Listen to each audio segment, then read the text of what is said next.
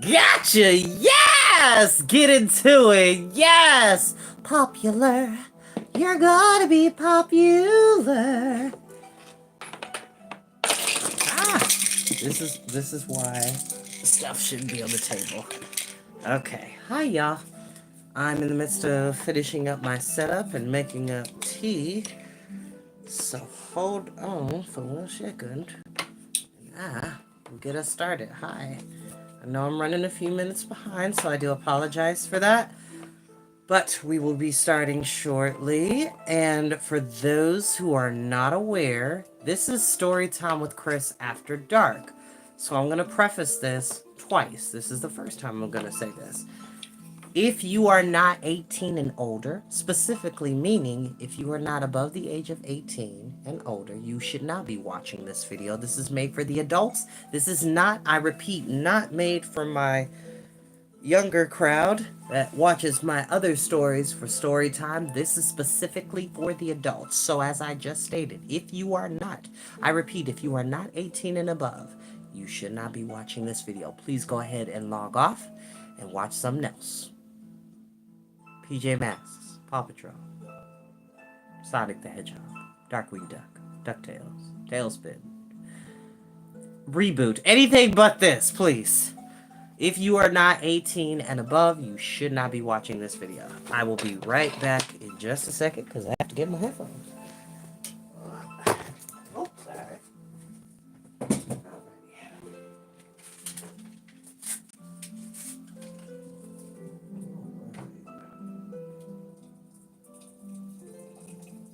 Got my tea going.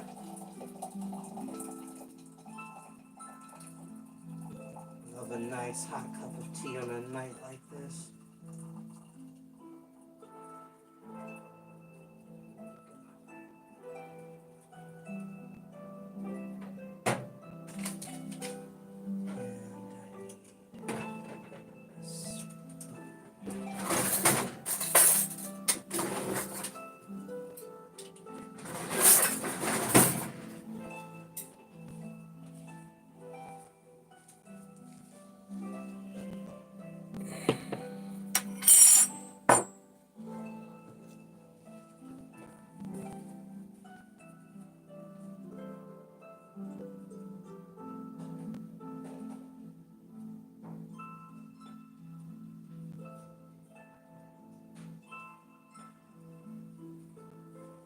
Alrighty.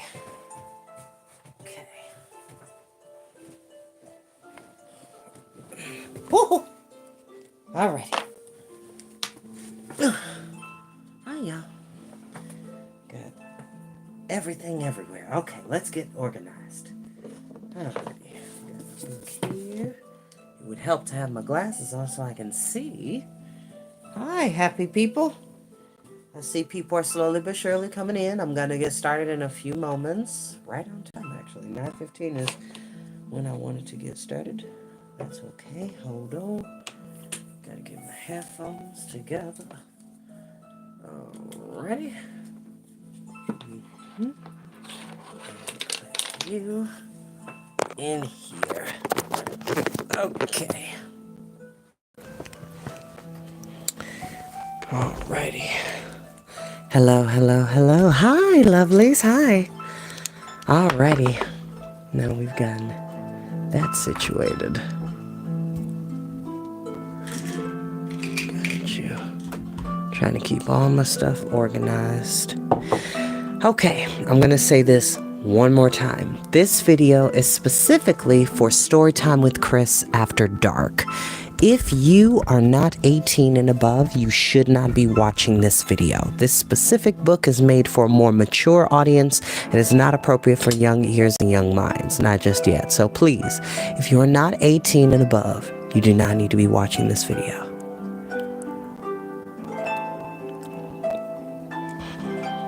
Because I gave a warning earlier. This is my second warning before I start. Ooh. I didn't realize. I'm sorry, I didn't realize my lips were so dry. Goofy. Okay. Now. Gotten comfortable. There we go. There we are. Now we can see me. Do do do do do.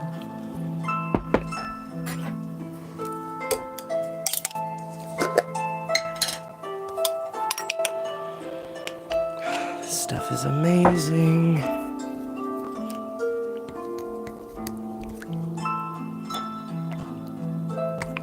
Hi, lovelies. We're going to get started very shortly.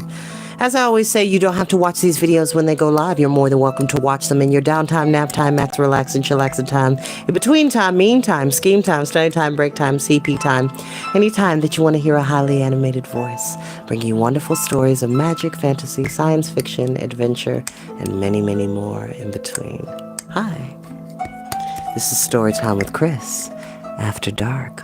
And as I will continue to repeat to say, just so I don't get in trouble, if you are not 18 and above, you should not be watching this video. Go watch something else. This is made for a more mature audience. This is not appropriate for young minds and young ears. So, if you're not 18 and above, don't watch this video.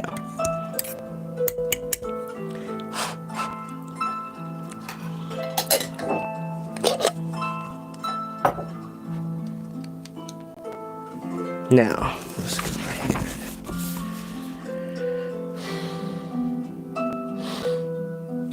Okay, so we are in part 2 of Wicked at the particular point in the story where we last left off.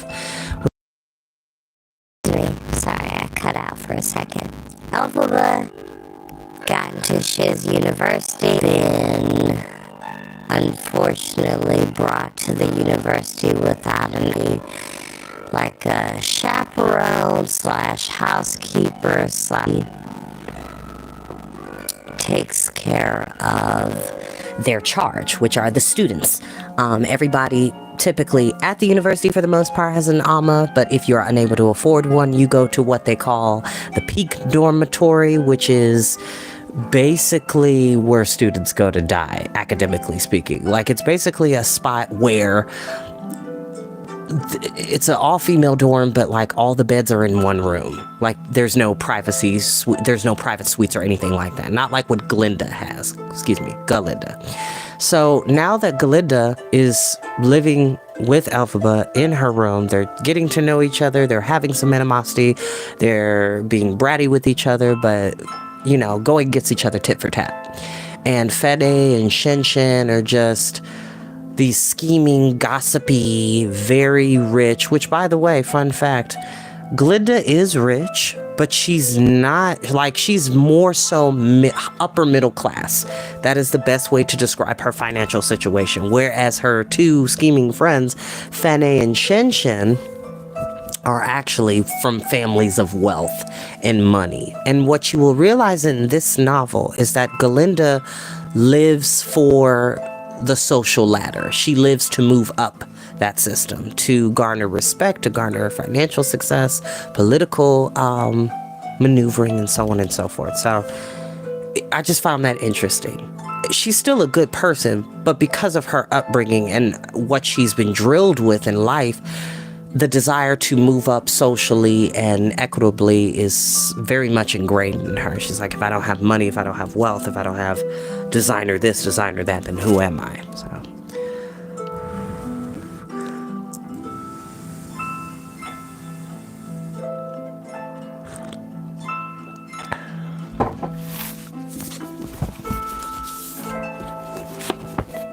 Chapter 3. One evening, the first evening of snow, Madame Morrible held a poetry soiree. Boys from 3 Queens and Ozma Towers were invited. Galinda brought out her cerise satin gown with the matching shawl and slippers, an heirloom Gillicanese fan painted with a pattern of ferns and phoenix. She arrived early to lay claim to the upholstered chair that would beset off her own attire, as she dragged the chair over to the bookshelf so that the light from library tapers would gently fall on her. The rest of the girls, not only the freshers, but the sophisticators and seniors, entered into a whispering clot and arranged themselves on sofas and lounges in Craig's Hall nicest parlor. The boys who came were somewhat disappointing. There weren't that many, and they looked terrified or giggled with one another. Then the professors and doctors arrived, not just the animals from Craig Hall, animals with a capital K, A, but the boys' professors too, who were mostly men. The girls began to be glad they had dressed well, for while the boys were a spotty bunch, the male professors had grave and charming smiles. Even some of the Ammas came, though they sat behind a screen at the back of the room. The sound of their knitting needles going at a rapid rate was soothing to Galinda somehow. She knew Amma Clutch would be there. Now, also, one thing you're going to want to pay attention in regards to Galinda is that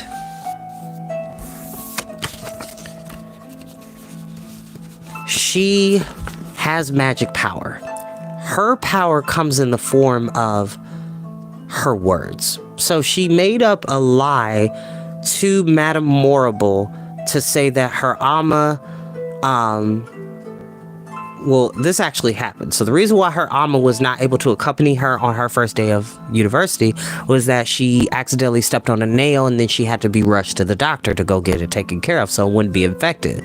But then apparently Glinda made up this lie to say that the nail did infect her sense of thinking and motor skills, and she talks to things that aren't there and talks to objects as if they can be understood, and then it ends up happening in real time. And so Glinda's magic is based off of manifesting your intention. It's not the same way as Elphaba's magic is, as we'll soon discover, which is more ambient and tangible and projective. So, keeping that in mind.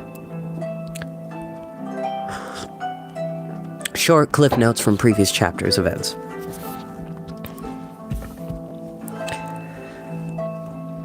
The double doors at the end of the parlor were swept open by that little bronze industrial crab Galinda had met on our first evening at Crage Hall. It had been specially serviced for the occasion.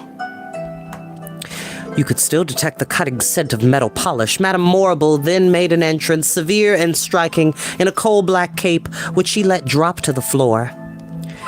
The thingy picked it up and slung it over a sofa back. Her gown was a fiery orange with abalone lake shells stitched all over it. Despite herself, Galinda had to admire the effect. In tones even more unctuous than usual, Madame Morrible welcomed the visitors and led polite applause at the notion of poetry and its civilizing effects. Then she spoke on the new verse form, sweeping the social parlors and poetry dens of Shiz. "It is known as the quill," said Madame Morrible in her headmistress's smile, displaying an impressive assembly of teeth. "The quill is a brief poem uplifting in nature. It bears a sequence of 13 short lines with a concluding, unrhyming apothegm. The reward of the poem is in the revealing contrast between rhyming argument and concluding remark. Sometimes they may contradict each other, but always they illuminate, and like all poetry, sanctify life." She beamed like a beacon in the fog.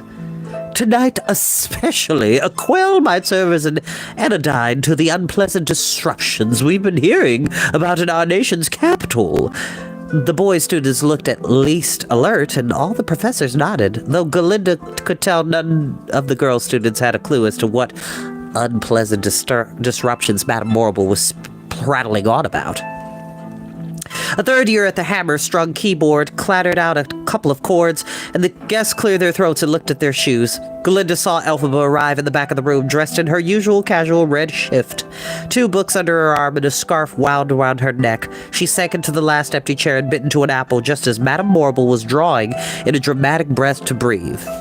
"Sing a hymn to restitude, ye forward-thinking multitude. Advance in humble gratitude for strictest rules of attitude. To elevate the common good in brotherhood and sisterhood. We celebrate authority, fraternity, sorority. United pressing forward, we restrict the ills of liberty. There is no numinosity like power's generosity. In helping curb atrocity, bear down on the rod and foil the child." Madame Morrible lowered her head to signify that she was done.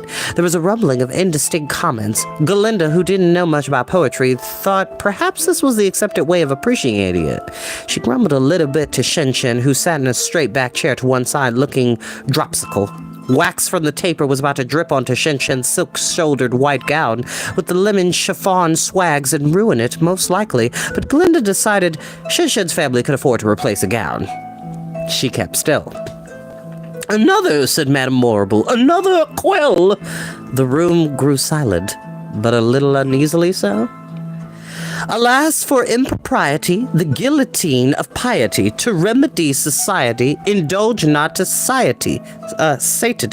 In mirth and shameless gaiety, choose sobering sobriety. Behave as if the deity approaches in its mystery, and greeted with sonority. Let your especial history be built upon sorority, whose virtues do exemplify, and social good thus multiply. Animals should be seen and not heard. Again, there was mumbling, but it was as if a different nature now, a meaner key. Dr. Dillamon harumphed and beat a cloven hoof against the floor and was heard to say, "Well, that's not poetry. That's propaganda. It's not even good propaganda at that."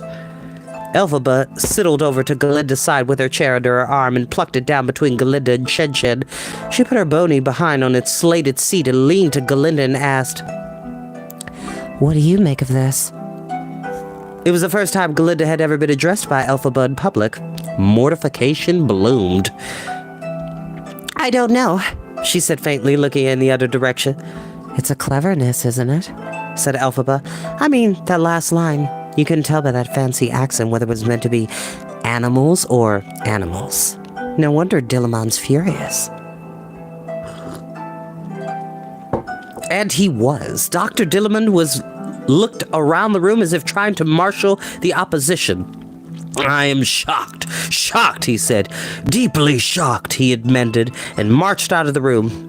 Professor Lynx, the boar who taught math, left too, accidentally crushing an anti-gilded sideboard through trying to avoid stepping on Miss Miller's yellow lace train. Mr. Miko, the ape who taught history, sat dolefully in the shadows, too confused and ill at ease to make a move. "Well," said Madame Morrible in a caring tone, "one expects poetry. If it is poetry to offend, it is the right of act." "I think she's bonkers," said Elphaba. Galinda found it too horrible. What if even one of the pimply boys saw Elphaba whispering to her? She'd never hold her head up in society again. Her life was ruined. "Shh, I'm listening. I love poetry," Galinda told her sternly. "Don't talk to me. You're ruining my evening." Gotcha. Elphaba sat back and finished her apple, and they both kept listening. The grumbling and murmuring grew louder after each poem, and the boys and girls began to relax and look at one another. When the last quell of the evening had knelled, Madame Morrible retired to an uneven applause. She allowed her bronze servant to administer tea to the guests, and then the girls, and finally the amas. In a heap of rustling silk and clicking abalone lake shells, she received compliments from the male professors and some of the braver boys, and begged them to sit near her so she could enjoy their criticisms. "Do tell the truth. I was overly dramatic, wasn't I? It's my curse. The stage called, but I chose a life of service to girls." She lowered her eyelashes in modesty as her captive audience mumbled a lukewarm protest. Galinda was still trying to extricate herself from the embarrassing company of Elphaba, who kept on about the quells and what they meant and if they were any good. "How do I know? How should I know? We're first-year girls, remember?" said Galinda, yearning to swish over to where Fene, Milla, and Shen was squeezing lemons into the teacups of a few edgy boys. "Well, your opinion is as good as hers, I think," said Elphaba. "That's the real power of art, I think. Not to chide, but to provoke challenge. Otherwise, why bother?" A boy came up to them. Galinda thought he wasn't much to look at, but anything was better than the green leech at her side. "How do you do?" said Galinda, not even waiting for him to get up his nerve. "It's so nice to meet you. You must be from, let's see." "Well, I'm from Briscoe Hall, actually," he said.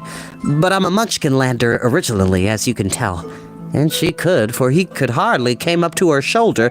He wasn't bad looking for all that. A spun cotton mess of ill-combed golden hair, a toothy smile, a better complexion than some. That evening tunic he wore was a provincial blue, but there were flecks of silver thread running through it. He was trimmed, nicely so, his boots were polished, and he stood a little bandy-legged, feet pointed out.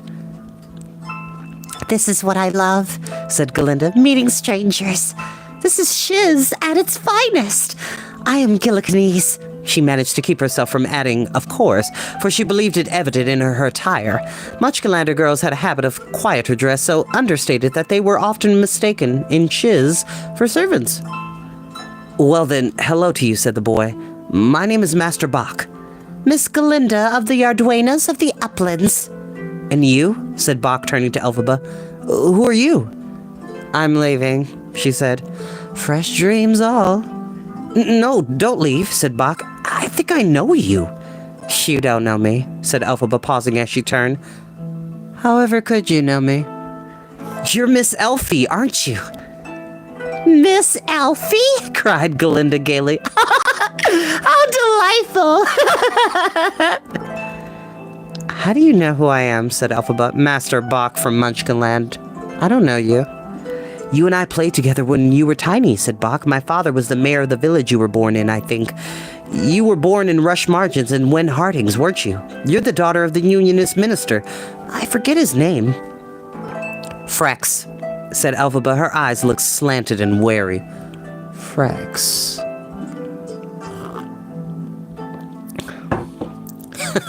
Reminds me of Archer. I don't know what kind of sand they have, but if they grate it... course. No, I'm just kidding. Frexbar the Godly, said Bach. That's right. You know, they still talk about him in your mama, and the night the clock of the time dragon came to Rush Margins. I was 2 or 3 years old, and they took me to see it, but I don't remember that. I do remember that you were in a playset with me when I was still in short pants. Do you remember Gwinnett? She was the woman who minded us, and Biffy? He is my dad. Do you remember Rush Margins? This is all smoke and guesswork, said Elphaba. How can I contradict? Let me tell you about what happened in your life before you can remember it. You were born a frog. This was unkind, as Bach did have an amphibious look about him. You got sacrificed to the clock of the time dragon and were turned into a boy. But on your marriage night, when your wife opens her legs, you'll turn back into a tadpole and... Miss Elphaba! Cried Galinda, flicking open her fan to wave the flush of shame from her face. Your tongue!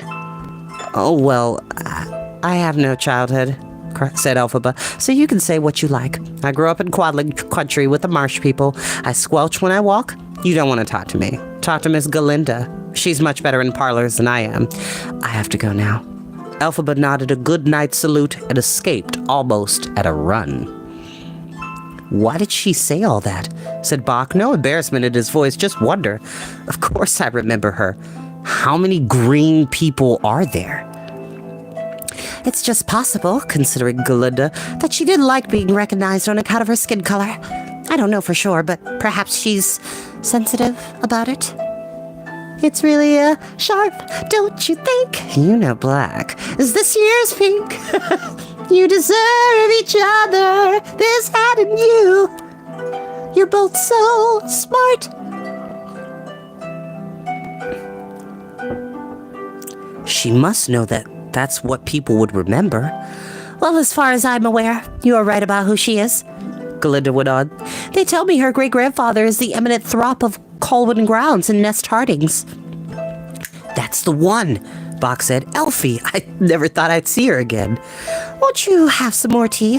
I'll call the server, Galinda said. Let us sit here and you can tell me all about Munchkinland. I am a quiver with curiosity.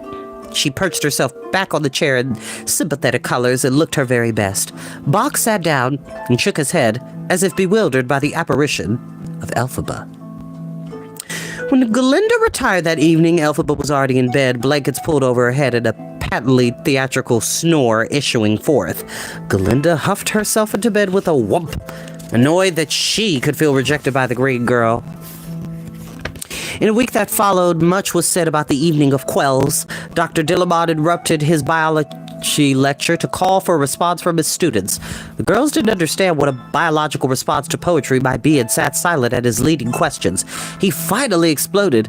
Doesn't anyone make the connection between the expression of those thoughts and what's been going on in the Emerald City? Miss Fanet, who didn't believe she was paying tuition in order to be yelled at, snapped back at him. We don't have the tiniest notion what's going on in the Emerald City. Stop playing games with us. If you have something to say, say it. Don't bleat so. Dr. Dillamon stared at the windows and seemed to be trying to control his temper. The students were thrilled with the little drama. Then the goat turned, and in a milder voice than they expected, he told them that the Wizard of Oz had proclaimed bans on animal mobility effective several weeks ago. This meant not only that animals were restricted in their access to travel, conveyances, lodgings, and public services, the mobility referred to was also professional. Any animal coming of age was prohibited from working in the professions or the public sector.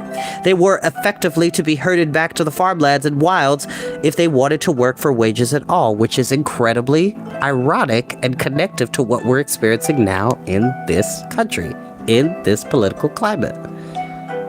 And this book came out in 1995. So interesting.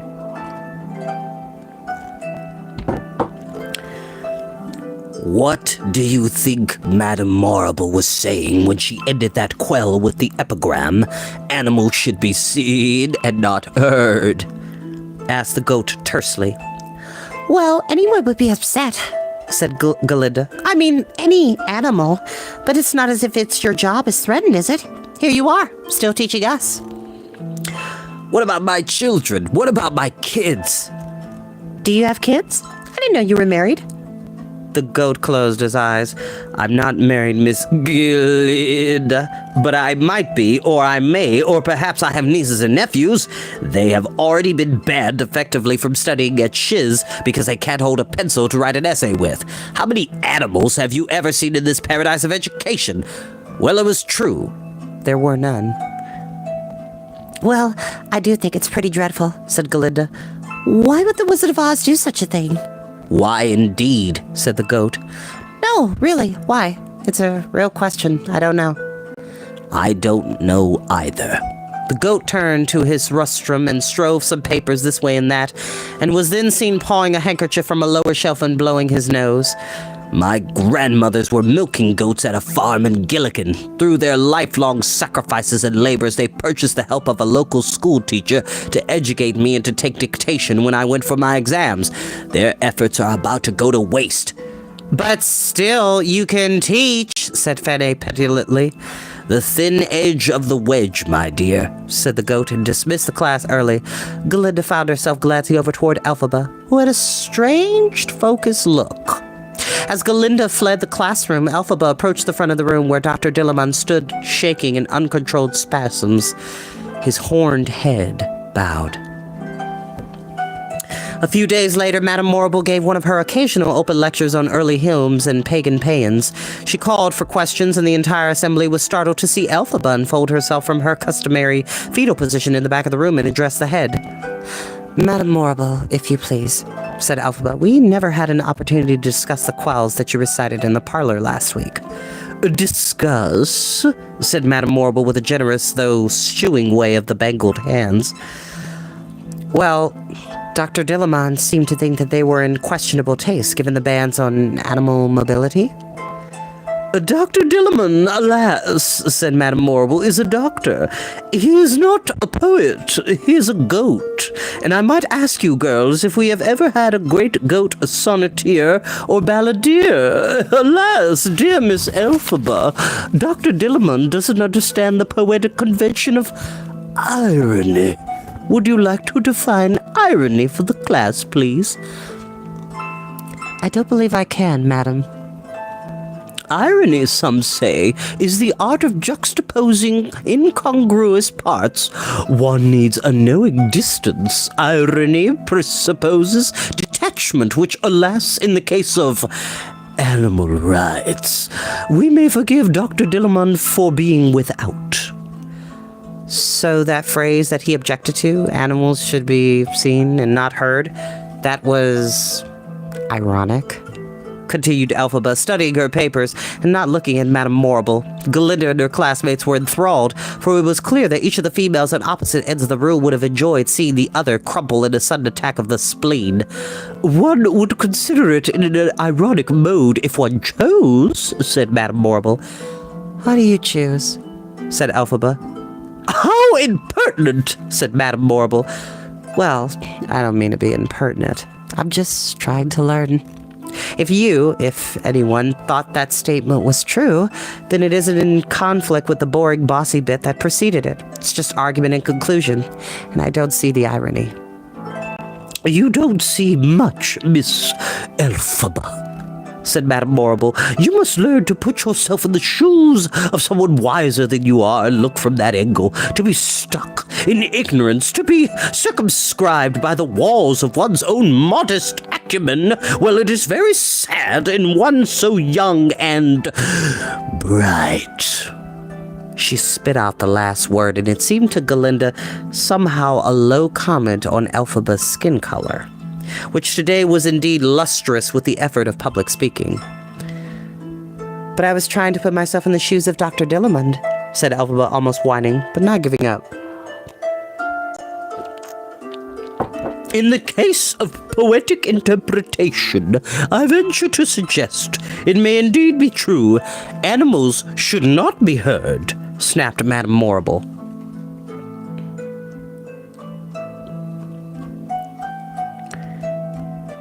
Do you mean that ironically? Said Elphaba, but she sat down with her hands over her face and did not look up again for the rest of the session.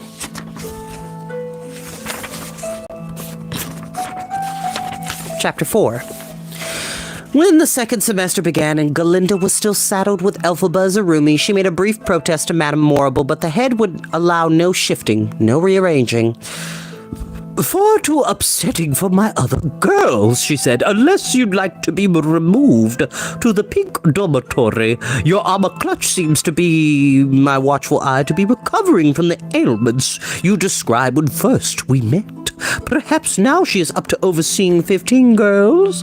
No, said Galinda quickly. There are reoccurrences from time to time, but I don't mention them. I don't like to be a bother. How thoughtful, said Madame Morrible. Bless you, sweet thing. Now, my dear, I wonder if we might take a moment, as long as you've come in for a chat, to discuss your academic plans for next fall. As you know, second years when girls choose their specialties. Have you given it any thought? Very little, said Galinda. Frankly, I thought my talents would just emerge and make it clear whether I should try natural science or the arts or sorcery or perhaps even history. I don't think I'm cut out for ministerial work. I'm not surprised that one such as you should be in doubt, said Madame Morrible, which wasn't greatly encouraging to Galinda. But may I suggest sorcery? You could be very good at it. I pride myself on knowing this sort of thing. I'll think about it, said Galinda, though her early appetite for sorcery had waned once she heard what a grind it was to learn spells, and worse, to understand them. In the event you choose sorcery, it might, just might, be possible to find you a new roomie, said Madame Morrible, given that Miss Elphaba has already told me her interests lie in the natural sciences. Oh, well then, I certainly will give it a great deal of thought, said Galinda. She struggled with unnamed conflicts within her. Madame Morrible, for all her upper-class diction and fabulous wardrobe, seemed like a tad, dangerous. As if her big public smile was composed of the light glancing off knives and lances, as if her deep voice masked the rumbling of distant explosions. Galinda always felt as if she could see the whole picture. Or couldn't see it. It was disconcerting, and to her credit, at least Galinda felt inside herself the ripping apart of some valuable fabric. Was it integrity? When she sat in Madame Morrible's parlor and drank the perfect tea. For the sister, I hear, is eventually coming up to shiz, concluded Madame Morrible a few minutes later, as if silence had not intervened in several tasty biscuits. Because there's nothing I could do to stop it, and that, I understand, would be dreadful. You would not like it, the sister being as she is. Undoubtedly spending much time in Miss Elphaba's room being tended to. She smiled wanly. A puff of powdery aroma came forward from the flank of her neck, as almost if Madame Morrible could somehow dispense a pleasant personal odor at will. The sister being as she is, Madame Morrible tutted and wagged her head back and forth as she saw Galinda to the door. Miserable, really, but I suppose we shall all put together and cope. That is sorority, isn't it? The head grasped her shawl and put a gentle hand on Galinda's shoulder. Galinda shivered and was sure Madame Morrible felt it, knew it, but the head never registered a sign for it. But then my use of sorority, how ironic. Too witty. Given a long enough time, of course, a wide enough frame, there is nothing said or done, ever, that isn't ironic in the end. She squeezed Galinda's shoulder blade as if it were a bicycle handle, almost harder than was proper for a woman to do. We can only hope that the sister comes with some veils of her own, but that's a year yet. Meanwhile, we have time. Think about sorcery, would you? Do. Now goodbye, my pet, and fresh dreams.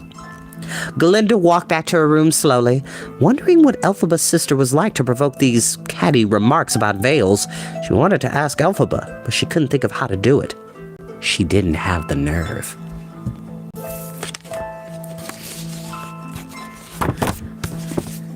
And that is where we will end for tonight. Madame Morrible is a terrible person. Madame Morrible is a terrible person. I said what I said. She is... You thought she was bad in the movie? And if you think she's terrible in the musical, she's diabolical in this novel.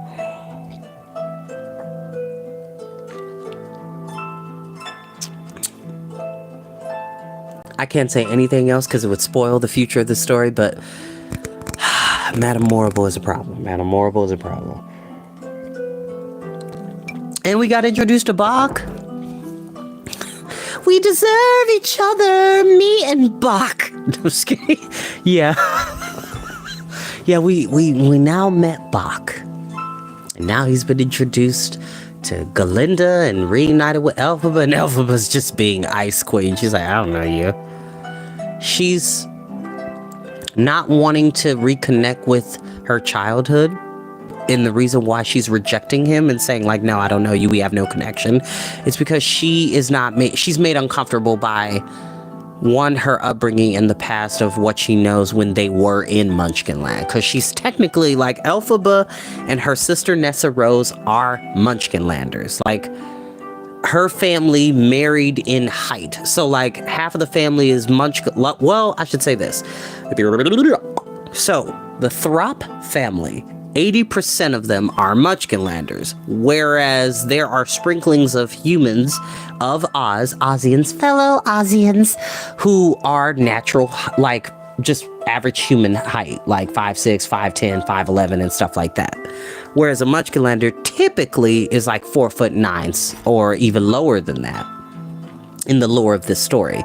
So it's really interesting that Elphaba is pained by his appearance and him mentioning so many intimate details of her like childhood. It's making her uncomfortable, which is also ironic because the author Gregory Maguire, I believe last year, put out a novel called Elfie, which is a prequel to Wicked, but also Wicked does, and we've discussed this, the beginning of this story, you get a glimpse into Elphaba's childhood. A glimpse. There's a whole novel now about her childhood, and I'm kind of wanting to read it for my own personal leisurely reading, so I'm super excited about that. But if that's all we have, I will see you next Friday at 9 o'clock. We will be here on Fridays. I had to move today because I had missed Tuesday and Thursday for a series of unfortunate events, and so I had to make it up yesterday. So we will see you all next Friday for Storytime with Chris After Dark. And then tomorrow is for all the families. We're reading J.R.R. Tolkien's The Hobbit. I'll see you next time. Bye-bye.